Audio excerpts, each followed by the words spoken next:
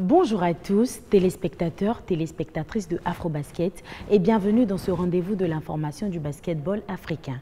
Quelles sont les nouvelles du continent? Mesdames et messieurs, voici le sommaire de ce 209e. Au sommaire de ce numéro, nous revenons sur le cheminement remarquable du Kenya aux éliminatoires de la FIBA Afrobasket 2021. 6 clubs parmi les 12 qualifiés ont participé aux éliminatoires de la phase finale de la première édition de la BAL, faisant un retour sur leur parcours. Pour terminer, dans la rubrique « Que sont-ils devenus ?», nous recevons Sonny Mpokomandji, champion d'Afrique en 1974 avec la Centrafrique.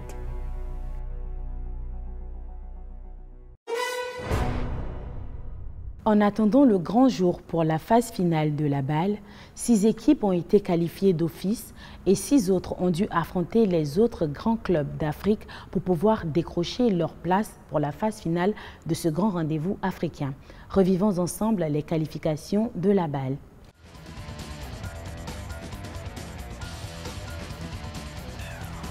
Renvoyée à plusieurs reprises pour cause de Covid-19, la première édition de la Basketball Africa League aura lieu du 16 au 30 mai 2021 au Kigali Arena du Rwanda avec 12 équipes venant de 12 pays.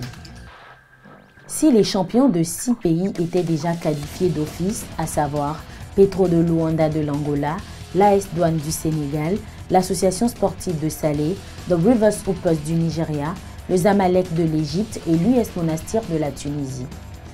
Les 6 autres équipes devaient obtenir leur qualification sur le parquet à travers un tournoi qui a débuté par les phases de poule et qui a connu son épilogue lors de l'élite 16 composée de 2 divisions Est et Ouest.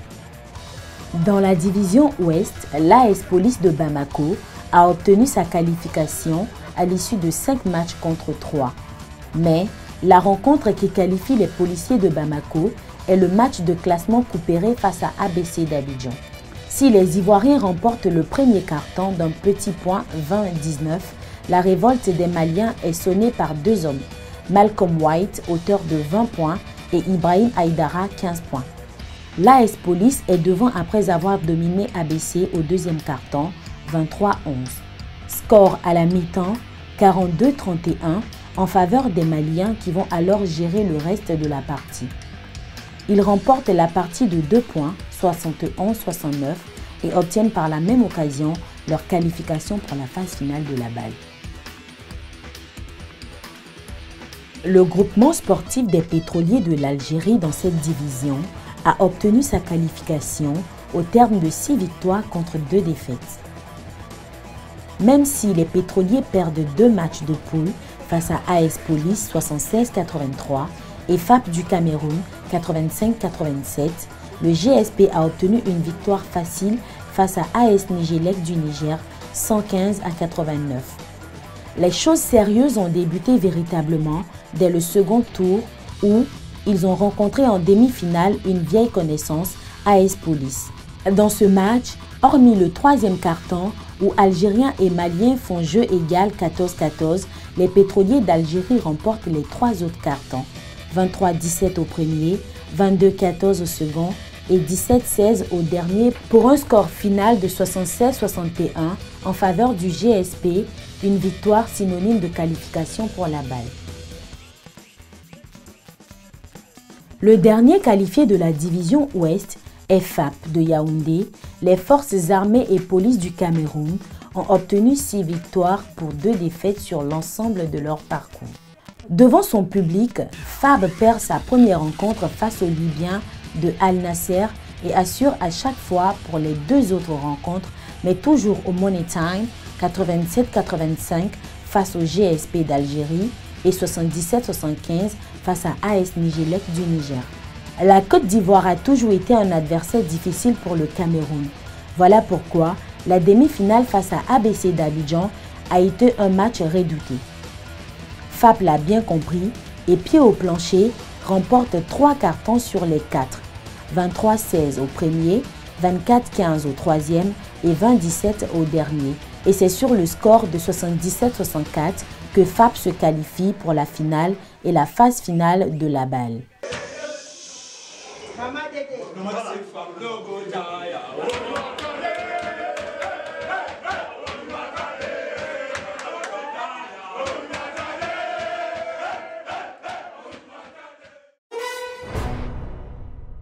Après avoir battu les grandes nations de basketball africain à la première édition de l'Afro-CAN 2019, nous avons vu le Kenya plus dévoué que jamais. Voici son parcours aux éliminatoires de la FIBA Afrobasket 2021. Le Kenya a lancé un message clair durant la dernière fenêtre des éliminatoires du FIBA Afrobasket 2021. Il est évident et a été confirmé par le coach Mills, battre une grande équipe n'est pas un hasard, mais l'application est la preuve que le Kenya peut se frotter aux grandes nations de basketball africain. Je suis vraiment fière de la façon dont notre équipe est sortie et a vraiment donné un coup de poing à l'une des meilleures équipes d'Afrique. Lorsque vous jouez contre l'une des meilleures équipes, vous devez pouvoir jouer 40 minutes de bon basket. C'est une excellente expérience d'apprentissage pour cette équipe qui a la possibilité de jouer 40 minutes de bon basket. Le Kenya qui a battu le Nigeria, le Maroc et la Tunisie à la première édition de l'Afro-CAN en 2019, où il a été jusqu'en finale, a prouvé que cela n'était pas un coup de chance. Il s'est qualifié pour les phases finales du FIBA Afrobasket 2021 et semble vouloir continuer ainsi jusqu'à créer une unanimité autour de ses performances. L'arrivée de Liz Mills, qui a inscrit son nom dans l'histoire en devenant la première femme à qualifier une équipe nationale masculine pour le FIBA Afrobasket, a été d'un énorme apport sur le plan technique. De plus, l'intégration de 3 joueurs professionnels évoluant en Europe ont permis au Kenya d'accomplir cet exploit. Parmi lesquels, nous pouvons citer Taylor Ongwe, qui a été l'une des meilleures performances de cette sélection, avec une moyenne de 14,8 pour ses points, 7,2 au rebond et 4,2 pour ses assists. Le Kenya l'a dit et l'a montré, il n'est pas venu à l'éliminatoire pour figurer, mais compétir comme toutes les grandes nations de basketball présentes. Leurs envies, leur préparation et leurs rêves ont été concrétisés aux yeux de tous lorsqu'ils ont battu l'Angola. Ils ont fait vibrer le palais des sports de Yaoundé. Un 4e quart-temps dominé par les Kenyans qui ont même pris une avance de 8 points à la 3e minute de l'ultime quart-temps. Même si les Angolais sont revenus, ils n'ont pas empêché le Kenya d'aller au bout et de s'imposer sur le score final de 74-73. Battre le 11 fois champion continental a motivé plus que jamais les Kenyans qui comptent revenir plus fort pour les phases finales prévues du 24 août au 5 septembre prochain au Rwanda.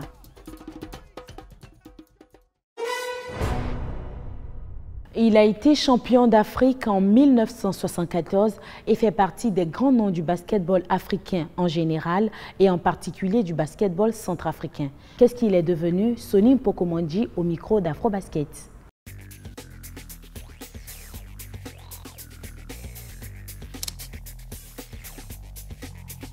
Ma première sensation sportive s'est déroulée en 1964 lorsque, au cours du championnat scolaire centrafricain, notre équipe, l'équipe du collège de Berberati, est venue gagner la finale à Bangui contre le grand lycée Barthélemy Bogranda.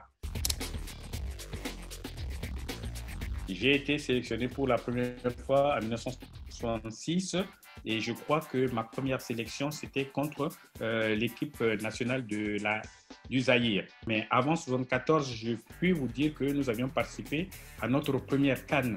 En 68, c'était au Maroc à Casablanca. Et donc, après le bac, je suis venu en France.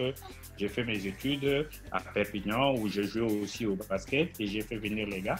Et c'est à cette occasion que dans notre pool de basket, j'ai rencontré Pau Orthez. C'était en fédéral qui est l'ancêtre, je pense, de la Nationale 3.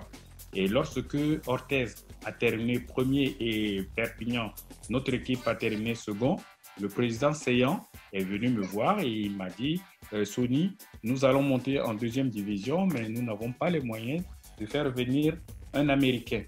Connais-tu un Africain qui voudrait jouer au basket ?» C'est à cette occasion que j'ai mis donc Pau Orthez en contact avec Bisseni Mathieu et ils ont fait venir Bisseni Mathieu qui a fait le bonheur et de Pau Orthez et de l'équipe nationale française. Et lorsque je suis rentré à l'École nationale d'aviation civile à Toulouse pour être ingénieur d'aviation civile, je continuais toujours à jouer au basket. Et c'est en cette année-là, en 1974, que nous avions gagné la Coupe d'Afrique des Nations à Bangui. Et j'ai eu le bonheur et le privilège de représenter le continent africain au championnat du monde de basket en 1974 à Porto Rico. Le gros problème, de mon point de vue aujourd'hui du basket africain, est que le basket africain a besoin d'un encadrement, d'une formation adéquate pour que nous puissions essayer de réduire un peu l'écart qu'il y a entre le basket africain et le basket international. Il est indispensable que la FIBA Afrique ou la FIBA Monde puisse effectivement accompagner le basket africain, le basket centrafricain, pour que nous puissions former des encadreurs, que nous puissions former des officiels, que nous puissions former des statisticiens pour accompagner le basket africain et le basket centrafricain.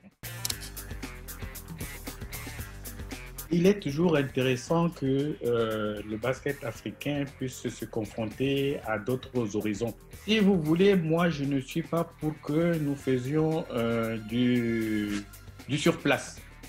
Le basket africain doit évoluer, doit se mettre au même niveau, sinon rapprocher les niveaux des plus forts. Il faudrait que nous puissions maîtriser cette évolution-là. Et c'est pour cela que moi, je pense que la FIBA Afrique doit s'impliquer fortement sur l'offensive de la NBA au niveau africain. Afrobasket, c'est fini pour aujourd'hui. À très bientôt pour un nouveau numéro. D'ici là, respectons tous les mesures barrières à la Covid-19.